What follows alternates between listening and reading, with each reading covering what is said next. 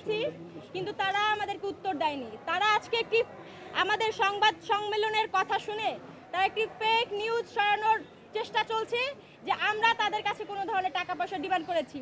আমরা চ্যালেঞ্জ করে বলছি, তারা যদি এই সংশ্লিষ্ট কোনো ধরনের তথ্য প্রমাণ দিতে পারে যে আমাদের মধ্যে থেকে কেউ এখানে যারা বসে আছি একটা পয়সা দাবি করেছি, তাহলে আমাদের বিচার জনগণ করবে, আমাদের বিচার বাংলাদেশের আইন করবে, আমাদের বিচার আহত শহীদ পরিবার করবে। আমরা কোনো ধরনের কোনো নেগোসিয়েশনে বসিনি। আমাদের সাথে বারংবার ফোন দিয়ে তারা নেগোসিয়েশন করার চেষ্টা করেছে।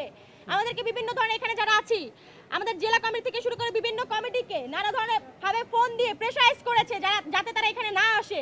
এখানে যারা আছি তাদেরকেও নানাভাবে বিভিন্ন ধরনের প্রলোভন দেখানো হয়েছে।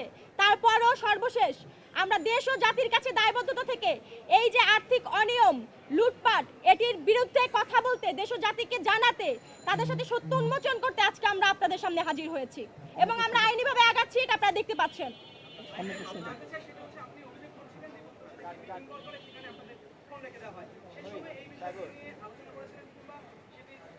যে ফান্ডের বিষয়ে কেন তারা এত গোপনীয়তা রক্ষা করছে, তারা আমাদেরকে কোনো ধরনের সদুত্তর দেয়নি।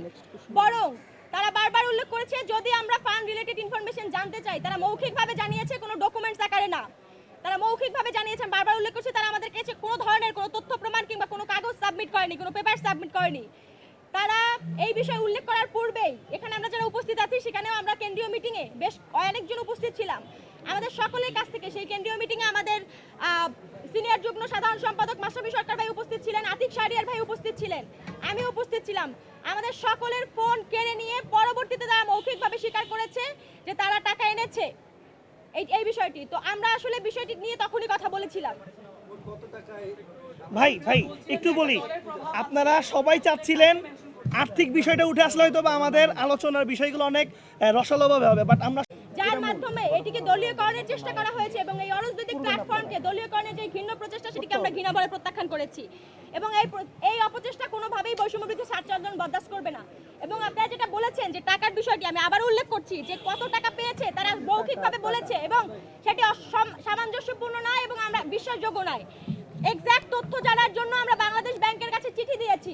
আশা করছি খুব দ্রুত তারা উত্তর দিবেন এবং তার প্রেক্ষিতে পরবর্তী প্রেস ব্রিফিং এর মাধ্যমে আমরা কি পদক্ষেপ নিব, আইনিভাবে কিভাবে আগাবো আপনাদের সামনে তুলে ধরবো ইনশাআল্লাহ।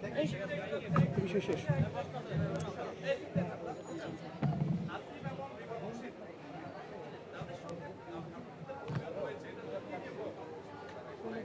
কোনো শব্দ নেই এবং ব্যক্তিগত কোনো সমস্যা নেই। এখানে সাংগঠনিক বিষয় পুরোটাই। এখানে সংগঠনকে অন্ধকারে রেখে, কেন্দ্রীয় কমিটিকে অন্ধকারে রেখে, বিভিন্ন জেলা কমিটিকে অন্ধকারে রেখে তারা একটি সরকারি ফান্ড বা অনুদান একটি ফাউন্ডেশনের মাধ্যমে গ্রহণ করেছে এবং সেটি খরচের বিষয়ে আমাদের সবাইকে অন্ধকারে রেখে অনিয়ম এবং অন্যায়ের মাধ্যমে তারা এটি ব্যবহার করেছে এবং লুটপাট করেছে, যেটির বিষয়ে আমরা দেশ ও জাতির কাছে দায়বদ্ধতার জায়গা থেকে আজকে এই সংবাদ সম্মেলন করে দেশ ও জাতির কাছে বিষয়টি উপস্থাপন করেছি। এনসিপির কোনো এনসিপির 4 জনই দলীয় পরিষদ আমরা মানি।